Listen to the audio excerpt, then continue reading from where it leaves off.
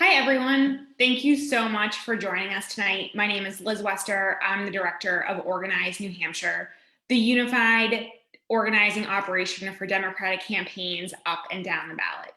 I'm here to talk to you tonight about how voting in New Hampshire this year is easier than ever. And it's really true.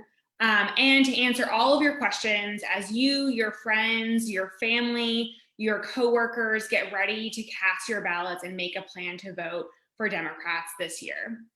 Because of the COVID pandemic, there are not one, not two, but three ways to vote this year. First, you can go to your local clerk's office tomorrow or anytime it's open where you can request your absentee ballot, fill it out, and return it all in the same trip. If you need to register to vote, you can also do that in one single trip. Second, many of you have probably already requested your absentee ballot, and you can return it by mail or drop it off at your local clerk's office as soon as you can. Just make sure it arrives by 5 p.m. on Election Day. And third, as always, you can vote in person on Election Day at your local polling place. You can choose any of these options, but the most important thing is making a plan that works for you. I'm here tonight with Kelsey Clementowitz, our Voter Protection Director, who's here to answer your questions and help you make that plan. Please go ahead and put your questions in the comments right below this video, and we'll get to them in a few minutes. As people are putting their questions in, Kelsey, I want to ask you a few questions that we get a lot. So first things first, I'm a new voter. I haven't registered to vote. Do I need an ID to do anything or vote on Election Day? No, you do not need an ID to register or to vote. If you have one, you should bring it because it makes the process a lot faster and easier. So any voter, whether you have an ID or any proof at all, can vote. You always have the option to sign an affidavit, which is just a form swearing to your qualifications. So if you don't have any proof, you cannot be turned away. You absolutely can vote. So I've already requested my absentee ballot. What's the last day that I can put it in the mail? All ballots have to be received by your clerk's office by 5 o'clock on Election Day.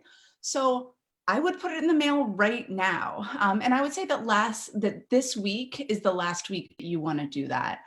You can always bring it to your clerk's office during their open hours. And that's what we would recommend doing starting next week. And everyone who's joining us, if you have questions, please put them in the chat. We have a few more favorites that we get on our hotline every day that we're going to go through. We want to make sure to answer all of your questions as well. How do I return my absentee ballot to my clerk's office? Is there a drop box I can use? So you want to make sure that you're delivering it to a member of your clerk's office, to a person. So what I would recommend is heading to our website, voteinnh.org, and there you can find your clerk's open hours and any other information that they have about places that you can drop it off. A lot of places will have a greeter who's out front on your town or city hall who can just take your ballot as you drop it off. So you don't have to wait in line or anything. You can just show up and drop it off with them. Awesome. I'm planning on voting on Election Day. How can I make sure that Election Day goes smoothly here in New Hampshire? I have every confidence that Election Day will go smoothly.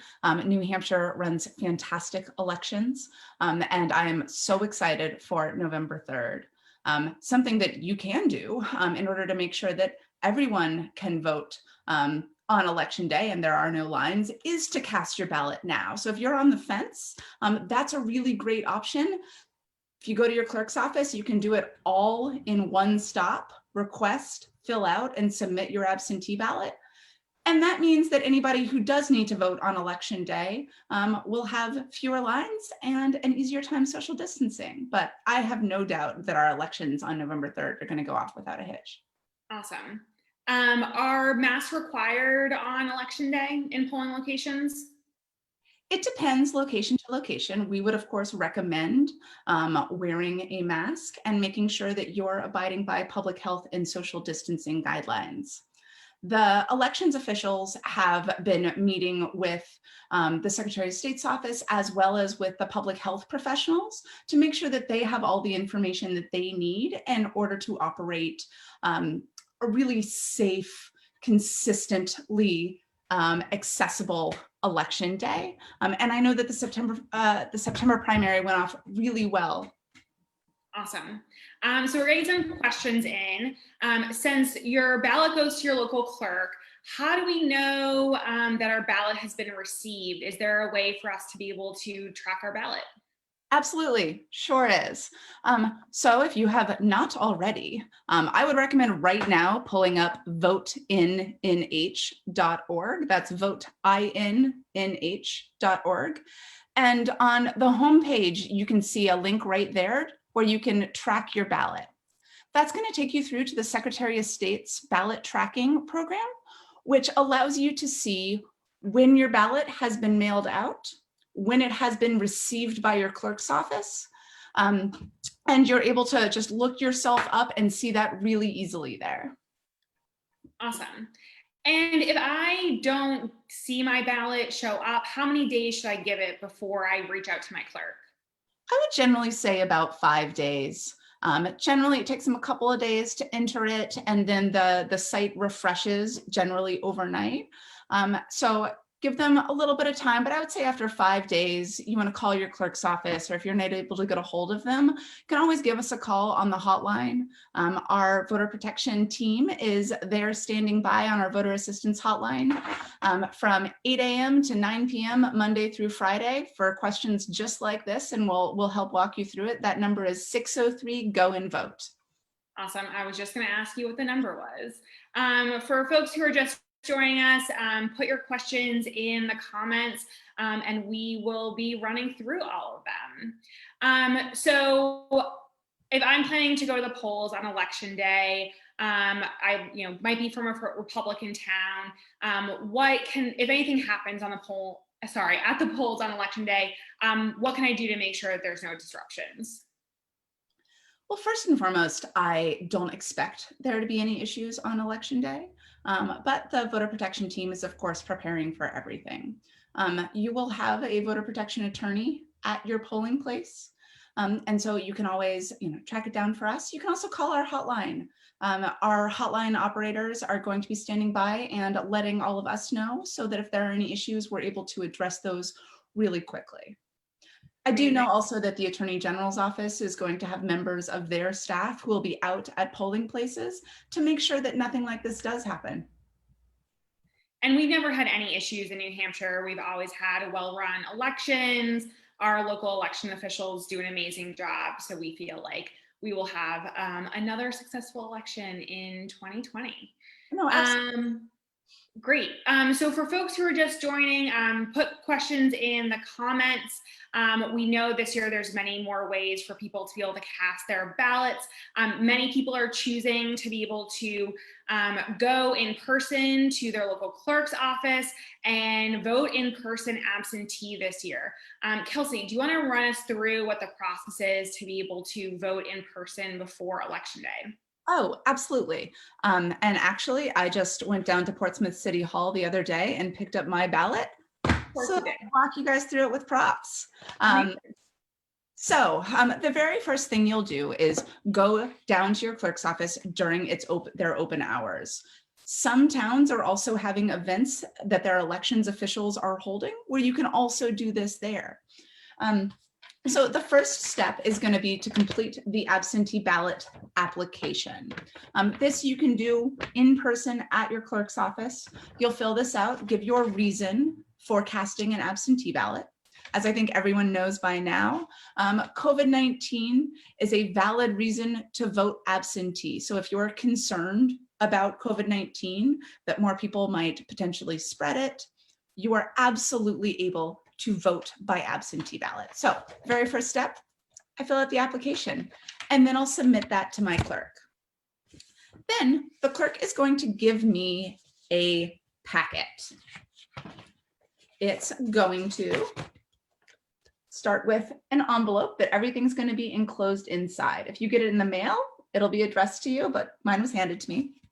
And then inside of it, you'll find a number of things. You'll find your instructions. Read these carefully. Then you'll find your ballot.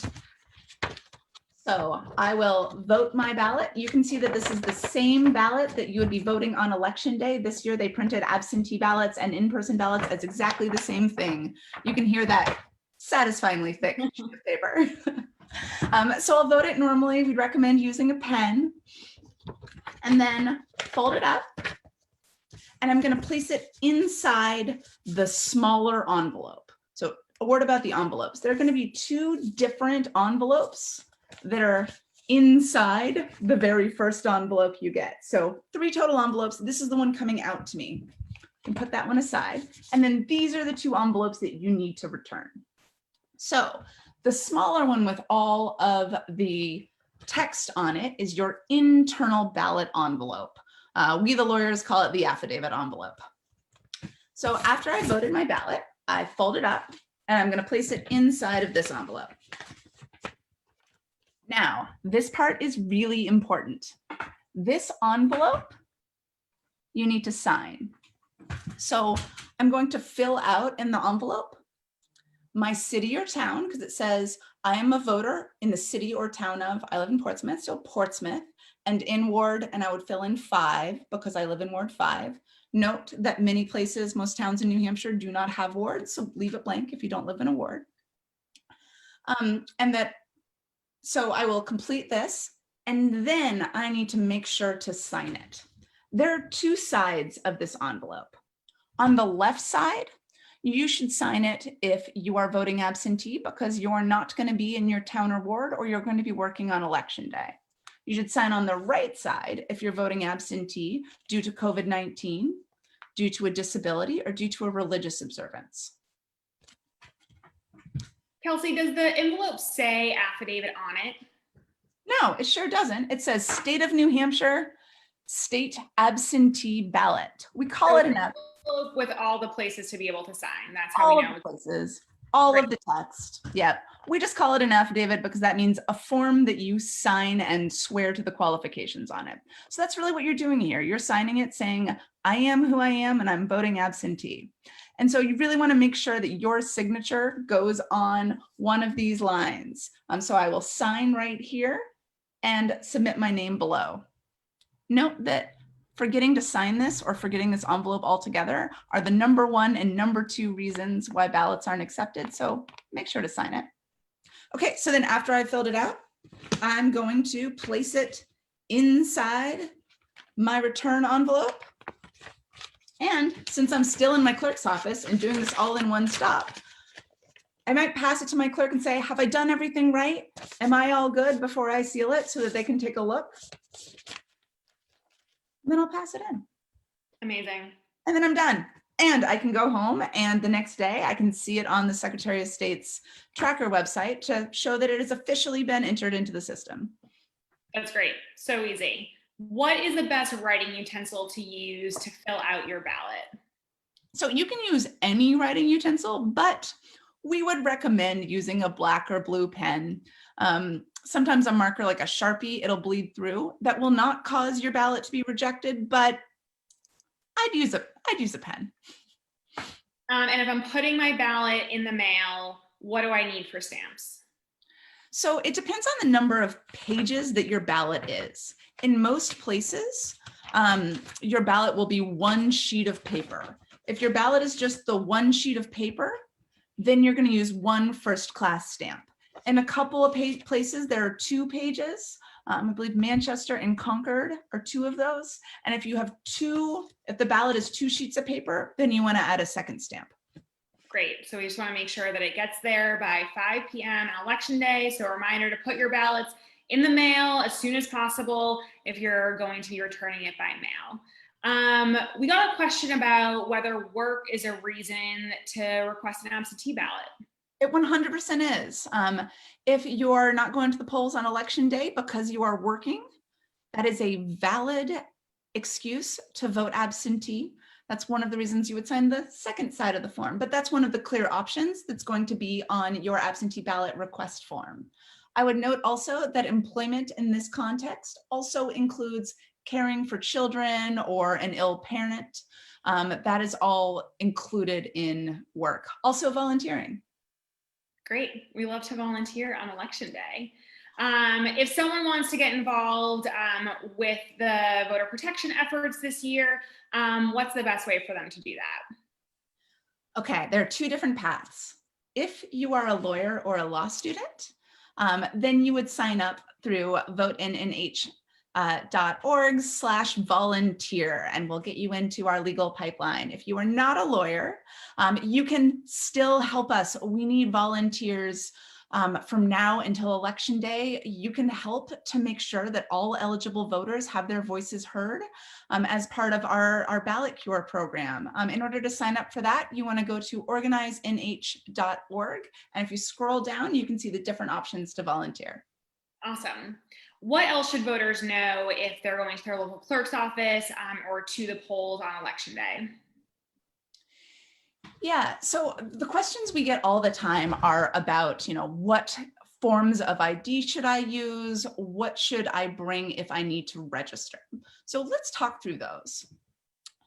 First, as I mentioned off the top, an ID is never required when you're voting or registering in person with your elections officials or in the absentee voting process.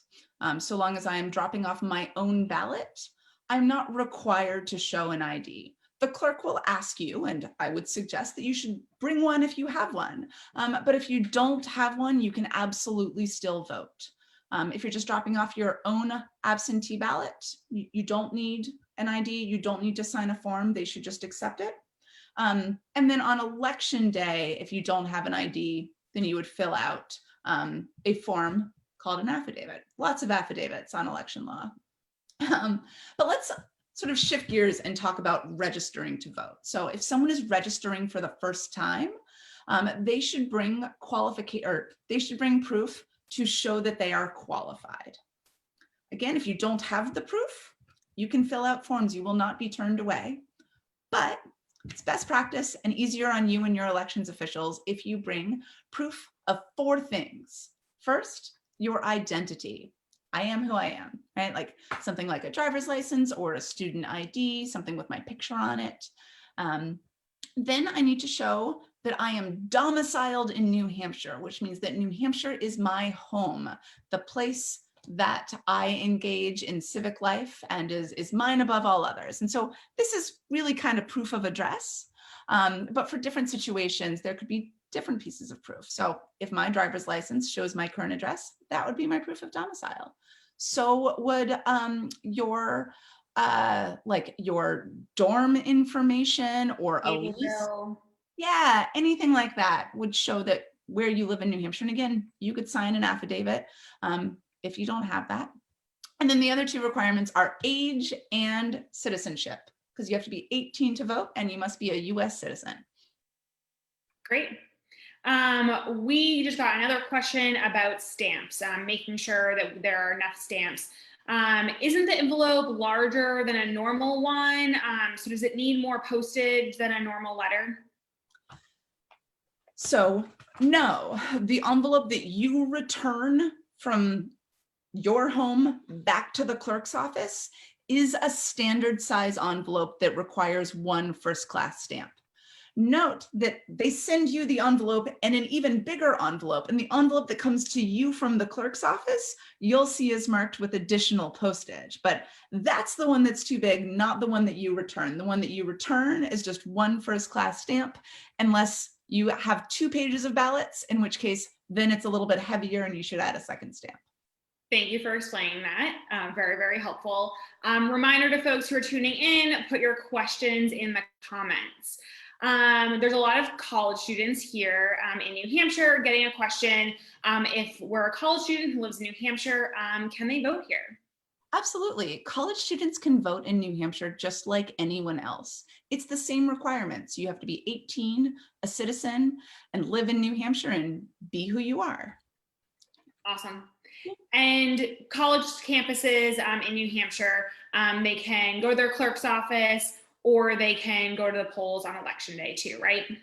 That's right. And on top of that, a lot of colleges are working with their local clerk's offices to bring elections officials onto campus ahead of time. So if you're at a campus now, I would look out for events on your campus or instructions on other events that you could go to. And actually at voteinnh.org, we have a college page that lays out for a number of colleges those events and the options that you have to register and vote. Awesome. So just a reminder to folks, make a plan to vote either tomorrow or on election day. No matter what your plans are, want to make sure that people are choosing a plan that makes sense for them. So everyone put your questions in the chat. We will be here for a little bit more time to be able to answer every question that we are getting. So another question is coming in via email. Donald Trump obviously doesn't want this election to happen. How do we prevent him from delaying or canceling the election? Vote. He cannot delay or cancel this election. He cannot do it. No matter what he tweets. No matter what he tweets. Yes, we have laws and a constitution. This election will happen on November 3rd, and I'm not worried about it. You shouldn't be either. A lot of people have been waiting 4 years to be able to cast their ballot to make sure that we no longer have Trump in office. What can people be doing between now and election day to make sure that we are successful for Democrats up and down the ballot on November 3rd?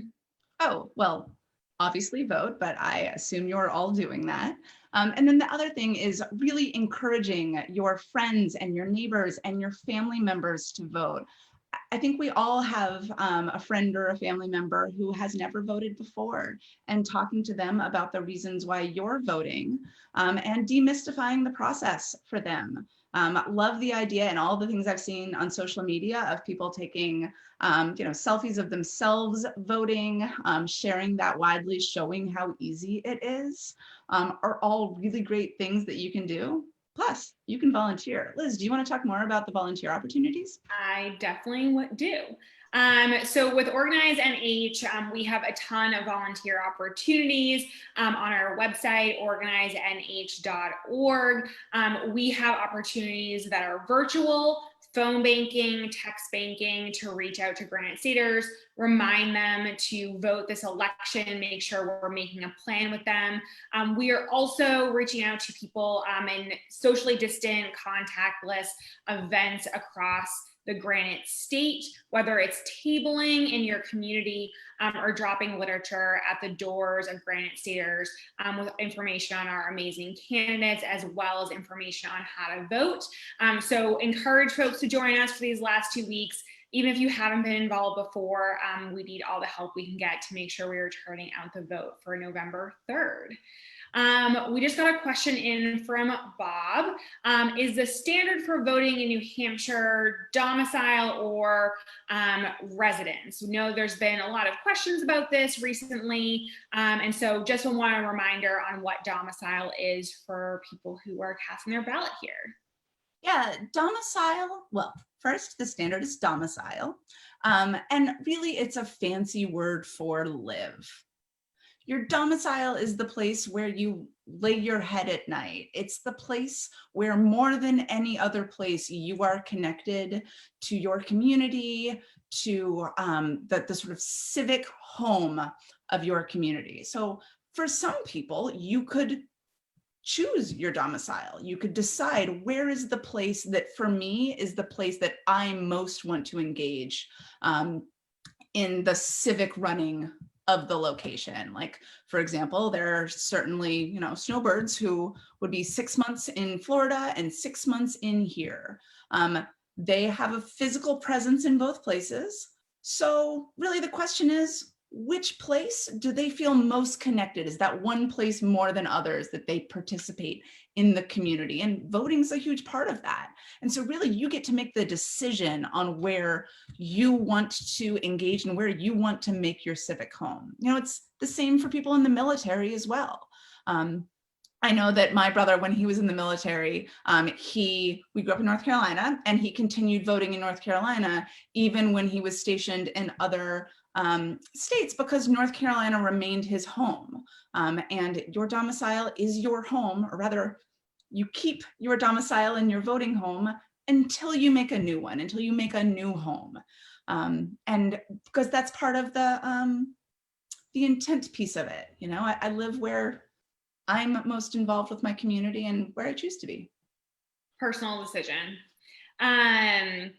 We are getting a few questions in on how to track your ballot, or when people should be worried if they're not showing up on the Secretary of State's tracker. So if someone drops off their ballot at their clerk's office, how long does it usually take for the ballot to show up as being received by their clerk on the Secretary of State's website? Yeah, first I would say, don't worry. Don't worry, just call your clerk. When you submit it, I would generally give it about 5 days. As we get closer to the election, you know, we're going to want to check sooner. But generally at this point in the election season, you'll give it to your clerk and they'll usually submit it into their machine. They're just, you know, entering it in a couple of days. And then in their computer, it connects to the Secretary of State site, which usually takes about a day to upload to the site. So, you know, I would generally say 3 to 5 days. After 5 days, I'd give your clerk a call. Do note that sometimes, you know, for some older voters, for example, if you don't have your correct birth date in there, it may not show up. It doesn't mean they don't have your ballot. It just means it's not coming up in the system. So you want to call your clerk. Same thing. Sometimes, you know, maybe a name will be spelled wrong, or if I don't enter my middle name, it won't come up. Again, they have my ballot. It's just sometimes the tracker will not update or refresh correctly. So call your clerk. They're used to this. They'll look through, tell you where it is. And if you're still having problems, call they're out. doing such amazing work this year that reaching out to your local clerk's office is a really, really great way to be able to go. Getting also a question about if we mail our ballots back and it doesn't show up in the system by November 3rd, what can people do? Oh, you can absolutely go vote in person on election day. If you've requested a ballot, even if you've submitted a ballot, you can go to the polls on election day and cast an in-person ballot. You can only vote once, but when you vote in person, they will look to see if they've gotten your absentee ballot. And if you're there and you'd rather vote in person, they will void out your absentee ballot as long as it hasn't been processed yet. Great. So long way of saying you can vote on election day. If you're not sure about whether your ballot has been received, you know, first call your clerk. And then on election day, you can absolutely go to the polls. Not sure for a minute. No, there's a lot of voters or people. No, there's a lot of voters and people who are planning to cast their ballots for the first time on November 3rd or beforehand. What is the best and easiest way for people to be able to vote this election season? You should vote how you want to vote. All of the ways are easy and convenient. You know, if you want to vote right now, then do. Go to your clerk's office. I know Portsmouth opens up at 8 a.m. tomorrow, or you can vote on election day. Whatever is your choice and what is right for you, that would be the answer, but it's easy and you can do it now if you want to. Great. If folks have more questions, definitely drop them in the chat. I am very excited to be able to vote in person absentee in the coming days, one day this week in between my meetings. Plan on running up to Manchester City Hall to be able to cast my ballot. If I'm planning on voting on election day and also volunteering, that should be doable. Yes, that is 100% doable. We are excited for people to be able to volunteer on election day and cast their ballot. We want to make sure that everyone is voting in the way that makes sense for them on this election. getting a question coming in, if your grandmother is voting via absentee ballot this year, can someone deliver the ballot for her? So in New Hampshire, you're required to return your own ballot, or a select group of other people can deliver your ballot for you. And that includes a grandchild. So the short answer is yes, you could absolutely submit your grandmother's ballot if she asks you to. In order to do that, you must be an authorized delivery agent, which just means that when you bring in your grandma's ballot, you're going to need to sign a form and provide your ID. The delivery agent rule means that the voters' immediate family members, including spouse, parent, child, grandchild, your in-laws, your step-parents, could all drop those off for you. And also if someone's in a nursing home, a licensed nursing home administrator or their staff could do it for you, or someone who's assisting a voter with a disability. Great. What's the difference between a mail-in ballot, we hear about those in the news a lot, and an absentee ballot? Semantics. They're the same thing. Yeah, sure. Yeah, a mail-in ballot means an absentee ballot. You can cast an absentee ballot by mail. You can cast an absentee ballot now in person at your clerk's office, but they're used interchangeably. They mean the same thing. Great. Voters here in New Hampshire, as a reminder, have many different ways to be able to cast your ballot this year. You can go vote in person at your clerk's office and request and then cast your absentee ballot in one trip. You can also request your ballot and then drop it off later at your clerk's office, or drop it in the mail this week. We would recommend getting it in as soon as possible. So Kelsey, before we close out, want to remind folks of the hotline and the website in case they have further questions. Great. Yes, if you have any further questions, I think we can take one or two more if you put those in the chat. But great news. We have answers to we have answers to all of your frequently asked questions on voteinnh.org. We have an FAQs page. It's /FAQs. It's also linked at the top and at the bottom, where we walk through a lot of the answers to these questions.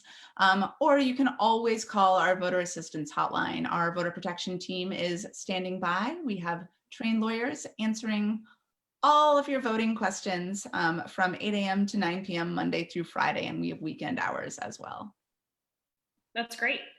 Getting a question in about getting voting instructions or voter information in Spanish. How can people get that information? Yeah, that's a great question. You can call our hotline. We have a number of Spanish-speaking volunteers, and actually we have access to a translator service, so we can actually answer hotline calls in 300 languages.